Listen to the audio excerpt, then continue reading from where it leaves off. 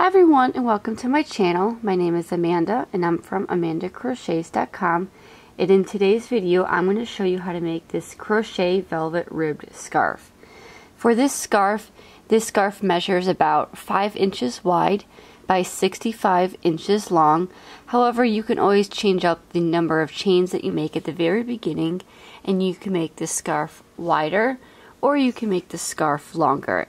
It all depends on your preference. So I named it the Crochet Velvet Ribbed Scarf because, as you could see, there's lots of ribbing in here, and this is just simply done by alternating front post and back post double crochet. And I used a self-striping velvet yarn, and I really like how this came out. So it has huge chunks of color blocks of different colors, and it has like a white cream, a light gray, kind of this pinky peach color, a taupe color, and then it goes back to that creamy white color. So it's a very nice and cozy scarf, and it's thin enough that you can wrap around your neck a couple of times just to provide some extra warmth around your neck. So I really like this stitch a lot because it holds the velvet yarn together very well. With velvet yarn, you can experience a lot of slippery stitches, which means that sometimes when you make your stitches, they can kind of unravel themselves. But I found that with this particular stitch, that the yarn seems to be just fine and actually hold its shape a lot better than just like, say, a normal double crochet. So let's get started. So for today's tutorial, you're going to need a size K 6.5 millimeter crochet hook. You're going to need a tapestry needle, a pair of scissors. Measuring tape is also helpful if you want to use that. And I'm using 1 cake of the Bernat Velvet Stripes, and the color that I'm using is called Whisper. This is a number 5 bulky weight yarn, and it recommends a US 10.5 or 6.5 millimeter knitting needle. And for the crocheters, they recommend a US size K 10.5 or 6.5 millimeter crochet hook. And it's 100% polyester, and it looks like this one is hand wash.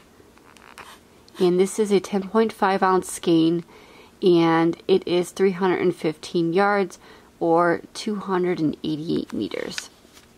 So you're going to need 1 cake of this yarn. However, if you do want to alternate yarns, you just want to use a bulky weight yarn that recommends a size K crochet hook. So to begin with your crochet ribbed velvet scarf, you're going to need to make a chain of 20. Now, if you want to change up your chain, you can certainly do that to make it wider, or if you want to make it even smaller, I would just recommend crocheting a chain in an even number of chains, so that way you know you always have enough chains to alternate between that front post and back post double crochet. And for the velvet yarn, you want to make sure you leave a little bit of a longer tail, just because you want to be able to weave that in at the very end. So you're going to make 20 chains for this scarf. So to make a chain, you're going to do yarn over your hook and pull through that loop on your hook. So that's 1, 2, 3, 18, 19, and 20. So now that you have your 20 chains, you're going to make a double crochet into the 4th chain from your hook. So the loop on your hook does not count, and you're going to count 4 chains from your hook. Now with velvet yarn, this might be a little bit tricky, so I just kind of look for those V's, which is right here, and I count 1, 2, 3, and 4. And in that, you're going to make a double crochet. So yarn over your hook, insert your hook into that 4th chain, yarn over, pull up a loop, 3 loops on your hook, yarn over, pull through 2, yarn over, pull through 2. And that is your first double crochet. Next, you're going to make a double crochet in the remaining chains across. So in the very next chain, you're going to do the same thing. Yarn over, insert your hook, pull up a loop, 3 loops on your hook, yarn over, pull through 2, yarn over, pull through 2. So just take your time and make 1 double crochet in each of the chains across. Okay, now that you have your first row completed, this is what it would look like. So to move on to row 2, you're going to chain up 2, so 1 and 2, and you're going to turn your work. Now you're going to make a front post double crochet. So you're going to skip this right here. Your chain 2 is going to act as your double crochet. So you're going to skip this stitch right here, and you're going to work around this next post. So yarn over your hook, and you're going to insert your hook from the right to the left, and you're going to go right behind so that post pops up just like that.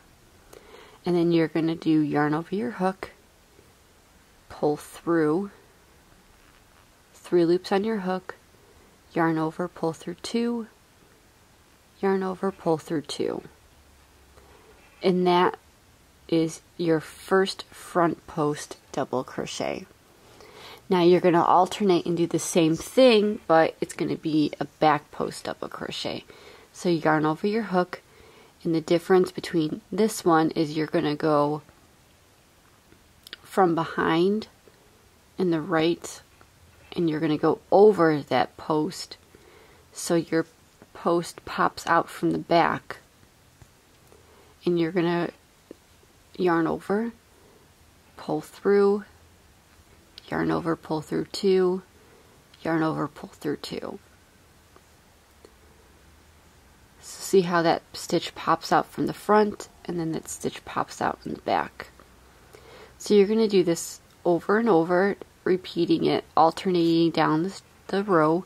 So your next one is going to be a front post. So again, insert your hook from the right to the left, and have that post popping out on top of your crochet hook, and then complete your double crochet as normal. And then again for your back post, you're going to go from behind, and you're going to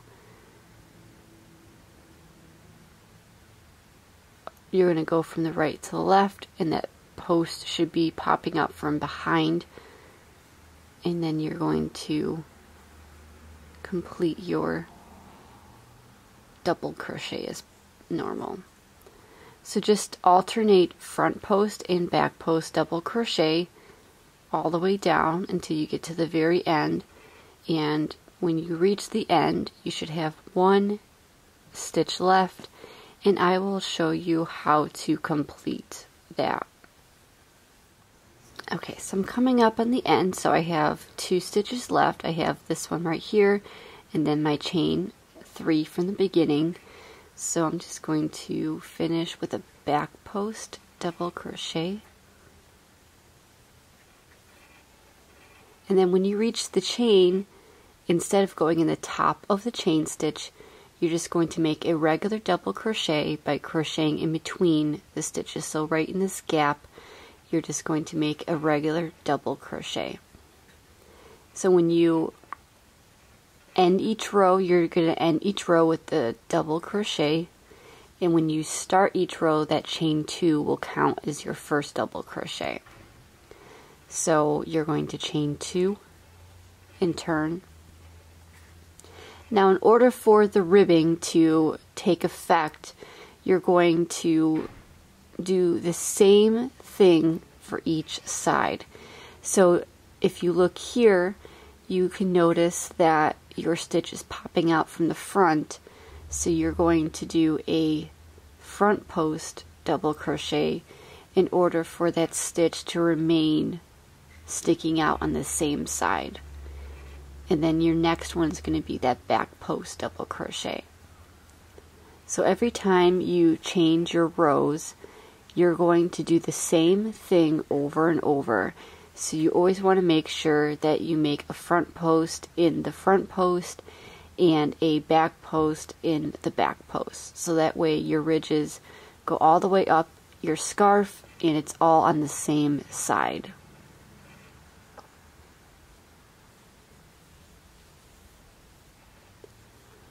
So you just want to continue this and alternate the front post and back post double crochet, and you just want to make your scarf 65 inches long. However, if you want to make it longer, you can certainly do that as well. So for this scarf, I only used about 1 full cake. I had a little bit left over, but I just made my scarf as long as I wanted it to be, which ended up being 65 inches long. So again, just keep doing this in the same manner by always making a front post double crochet in the front post double crochet from the row before, as well as making the back post double crochet around the back post double crochet from the previous row. So I'm just going to continue making my rows until I have enough for 65 inches, and then I will show you how to cut off your yarn and weave in those ends. So I will meet back up with you when I have finished my scarf. Okay, so I just finished my last stitch and I cut my yarn, and again you want to leave a little bit of a longer tail just because the velvet yarn can be very slippery, and you're just going to simply yarn over your hook, pull through all the way, and then pull tight a little bit. And then to finish your crochet velvet ribbed scarf, you're going to weave in the ends, and all you're going to do is just use a tapestry needle, and the one that I'm using is just a large blunt eye tapestry needle.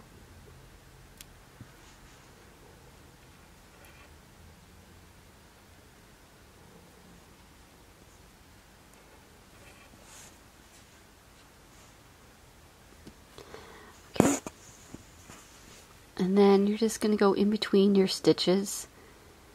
There's no right or wrong way in order to weave in your ends. You just want to make sure that you weave them in enough to where your end isn't showing and it's secure, that it won't fall out.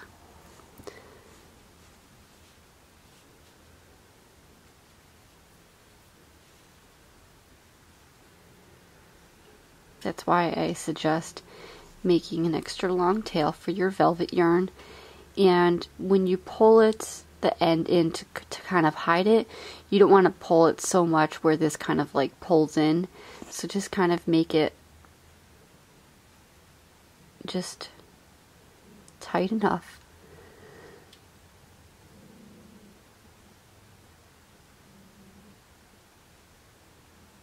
And then you just want to go on the opposite direction.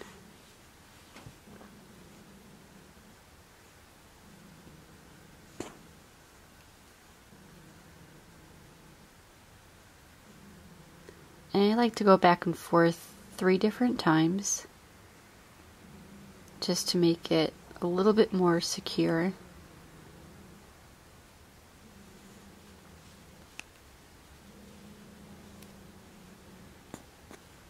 And then I just cut off that tail, and you would do that for the other tail as well.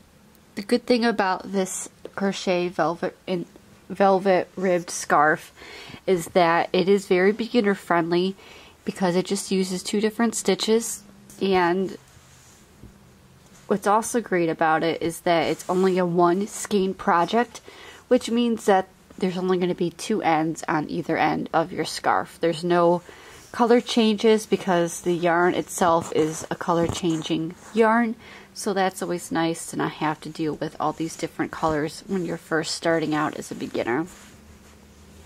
So this is my finished crochet Velvet Ribbed Scarf. I hope you enjoyed today's tutorial, and I hope you give this pattern a try.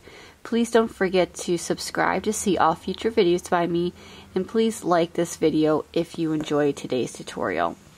Alright everybody, have a great day and happy crocheting. Bye!